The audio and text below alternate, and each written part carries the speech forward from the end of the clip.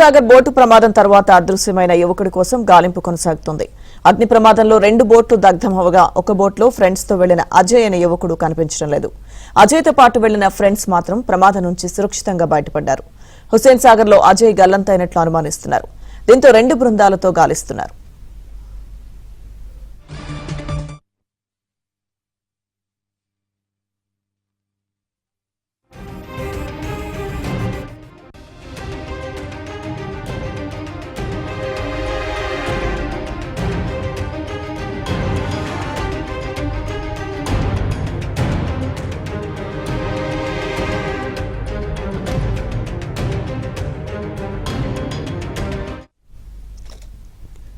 Hussain Sagar boat ప్రమాదం తర్వాత అదృశ్యమైన యువకుడి కోసం గాలింపు కొనసాగుతుంది. అగ్ని ప్రమాదంలో 2 బోట్లు దగ్ధమవగా ఒక బోట్లో ఫ్రెండ్స్ తో వెళ్లిన అజయ్ అనే యువకుడు కనిపించడం లేదు. అజయ్ తో పాటు వెళ్లిన ఫ్రెండ్స్ మాత్రం ప్రమాదం నుంచి సురక్షితంగా బయటపడ్డారు. హుస్సేన్ సాగర్ లో అజయ్ గల్లంతైనట్లు అనుమానిస్తున్నారు. దీంతో 2 బృందాలతో గాలిస్తున్నారు.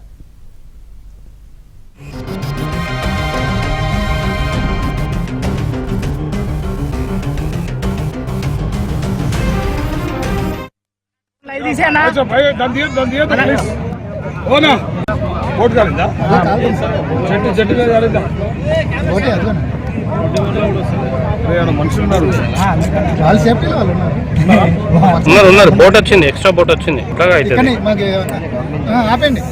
డ్రోన్ లైవ్ తీసేనా బోట్ కాలిందా చెట్టు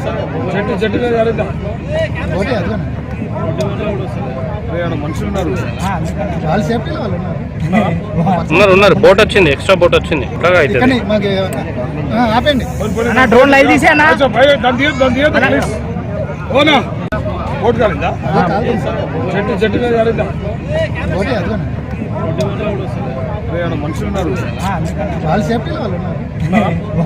ఉన్నారు బోట్ వచ్చింది, ఎక్స్ట్రా బోట్ వచ్చింది. డ్రోన్ లైవ్ తీసేనా బోట్ కాలిందా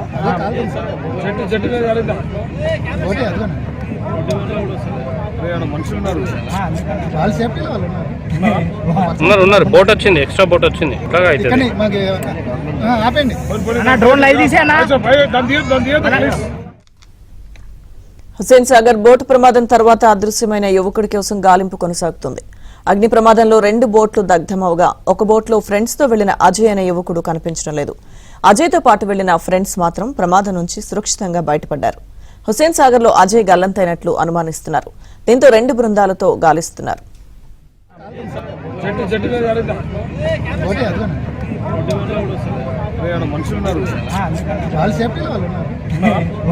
ఉన్నారు బోట్ వచ్చింది, ఎక్స్ట్రా బోట్ వచ్చింది. డ్రోన్ లైవ్ తీసేనా బోట్ కాలిందా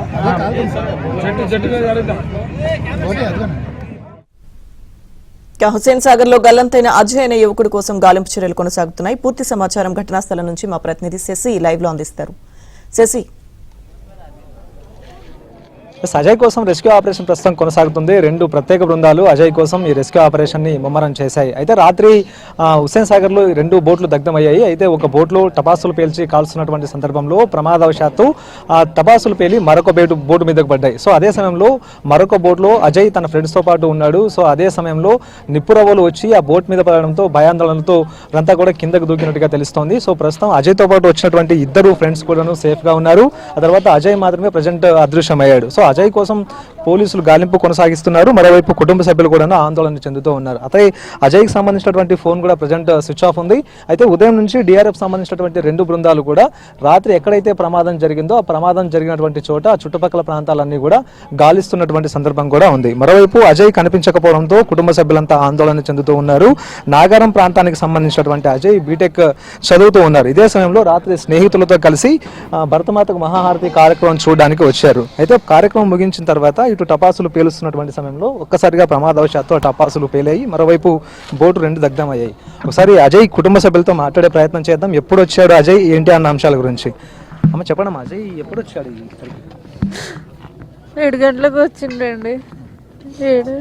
దేనికోసం వచ్చాడమ్మా? కార్యక్రమం చూడడానికి వచ్చాడా లేకపోతే? అవేం చెప్పలేడండి, నాకు టైం పడిపోతున్నా అని చెప్పిండు అంతే. అయితే 8:30కి నేను ఫోన్ చేస్తే ట్యాంక్ బండ్ కాడ ఉన్నా అని చెప్పిండు. తొందరగా వస్తానన్నాడు. అంతే ఇక అజయ్తో పాటు వచ్చిన ఇద్దరు కూడా సేఫ్ గా ఉన్నారు. ప్రజెంట్ వాళ్ళు ఏం చెప్తున్నారమ్మా? వాళ్ళు ఇక మేము దుంకేసినాము, ఆయన నాకు తెలియదు అంటుండు. ఆ మిస్టేక్లో ఏమైందో.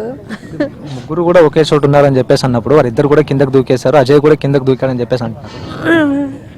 మా ఆయనని అడగండి ఏమండి నాకు.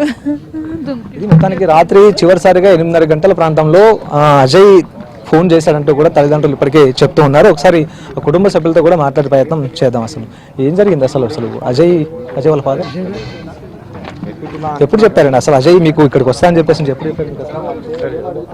రాత్రి 7:30కి అట్లా 7:30కి చెప్పలే, అసలు ఇక్కడికి వస్తున్నానని కూడా చెప్పలే. 8:30కి వాళ్ళ మమ్మీ ఫోన్ చేస్తే ఇక్కడ ట్యాంక్ బండ్ దగ్గరకు వచ్చినా అని చెప్పిండు.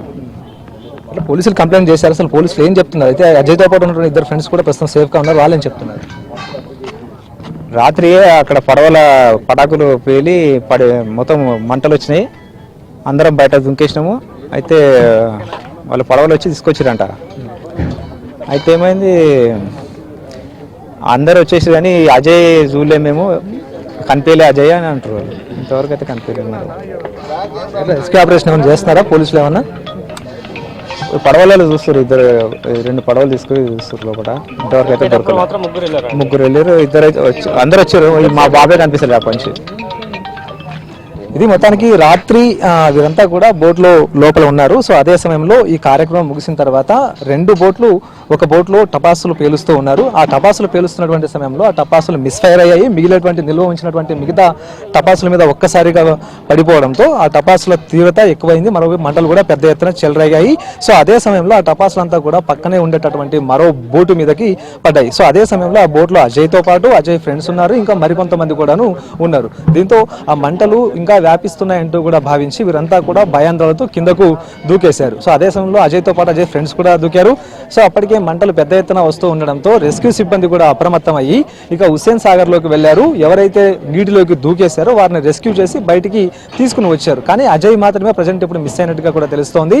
ఇక అజయ్ స్నేహితులు బయటకు వచ్చిన తర్వాత అజయ్ కూడా ఖచ్చితంగా బయటకు వచ్చి ఉంటాడంటూ కూడా ఫ్రెండ్స్ అంతా భావించారు, తల్లిదండ్రులు కూడా అదే విషయం భావించారు. సో రాత్రంతా ఫోన్లు చేసినప్పటికీ కూడాను అజయ్కి సంబంధించినటువంటి ఫోన్ ప్రజెంట్ స్విచ్ ఆఫ్ వస్తుంది. దీంతో ఉదయం తెల్లవారుజాము నుంచి కూడా అజయ్ కుటుంబ సభ్యులు హుస్సేన్ సాగర్ వద్దకు చేరుకుని హుస్సేన్ సాగర్ ఒడ్డున కూర్చుని వారంతా కూడా రోధిస్తున్నటువంటి సందర్భం అయితే కనిపిస్తోంది. మరోవైపు పోలీసులకు ఫిర్యాదు చేసినటువంటి సందర్భంలో పోలీసులు 2 ప్రత్యేక టీంలను ఇప్పటికీ ఏర్పాటు చేశారు. ఆ 2 ప్రత్యేక టీములు కూడా రాత్రి అగ్ని ప్రమాదం సంభవించినటువంటి చుట్టుపక్కల పరిసర ప్రాంతాల్లో ఇప్పటికే పూర్తి స్థాయిలో గాలింపు ప్రక్రియను కొనసాగించారు. రెస్క్యూ ప్రక్రియ అయితే కొనసాగిస్తున్నారు. అయితే రాత్రి జరిగినటువంటి ప్రమాదంలో మరొక నలుగురు కూడా గాయపడ్డారు. వారు కూడా ఇప్పటికే వివిధ హాస్పిటల్లో చికిత్స పొందుతున్నటువంటి సందర్భం. ఇక తమ కొడుకుకు సంబంధించినటువంటి ఆచూకీ తెలపాలంటూ తల్లిదండ్రులు కన్నీరు మున్నీరు అవుతూ ఉన్నారు.